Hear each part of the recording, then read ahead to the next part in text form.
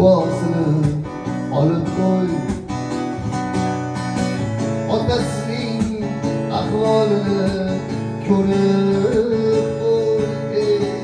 Zohid do'stim shu she'rimga yozib kuy. Otamga zorman endi, otam yo'q. İzlab izlaguvchi